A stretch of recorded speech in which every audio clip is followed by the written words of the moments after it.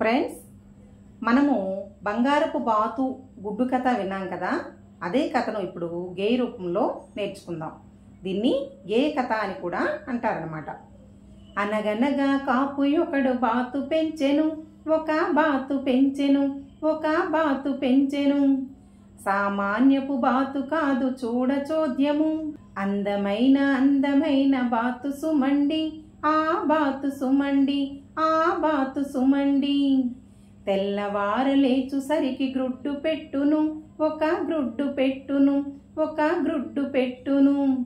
సామాన్యపు గుడ్డు కాదు చూడ చోద్యమా, గ్రుడ్డు విరిచి చూడ అందు ఉండు బంగారం, ఆహా అసలు బంగారం, ఆహా సెసలు బంగారం.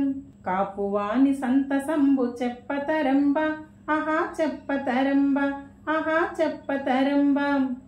దినదినము బంగారపు గ్రుడ్డు నమ్ముచు, ధనము నెల్ల ప్రోగు చేసి ధనికుడయ్యెను, ఆహా ధనికుడయ్యెను, ఆహా ధనికుడయ్యెను.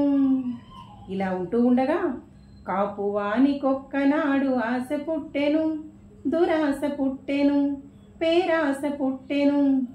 బంగారపు గ్రుడ్లనన్ని ఒక్కసారిగా బాతు కడుపు నుండి తీయ ఆశ పుట్టెను, దురాశ పుట్టెను, పేరాశ పుట్టెను. తెలివిలేని కాపు అప్పుడు కత్తి తీసెను, ఒక కత్తి తీసెను, ఒక కత్తి తీసెను. ఈదుచున్న బాతునంత చేతబట్టెను, కడుపులోని బంగారము గ్రుడ్ల కోసము, ఆహా గ్రుడ్ల కోసము, ఆహా గ్రుడ్ల కోసము. పరపరమని బాతు యొక్క కడుపు కోసెను, ఆహా కడుపు కోసెను, ఆహా కడుపు కోసెను. సరసరమని రక్తమంత కారజొచ్చెను, కిలకిలమని బాతు అంత ప్రాణము వీడెన్, ఆహా ప్రాణము వీడెన్, ఆహా ప్రాణము వీడెన్.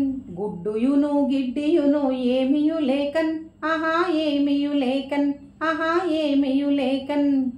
బంగారపు గ్రుడ్డు పెట్టు బాతు పోయెను, కాపువాడి ఆశ చేత మోసపోయెను, ఆహా మోసపోయెను, ఆహా మోసపోయెను.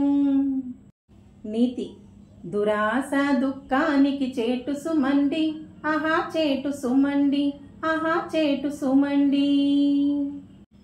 ఈ గేయ కథ నాకైతే చాలా బాగా నచ్చింది. మీకు నచ్చినట్లయితే లైక్, షేర్ అండ్ సబ్స్క్రైబ్.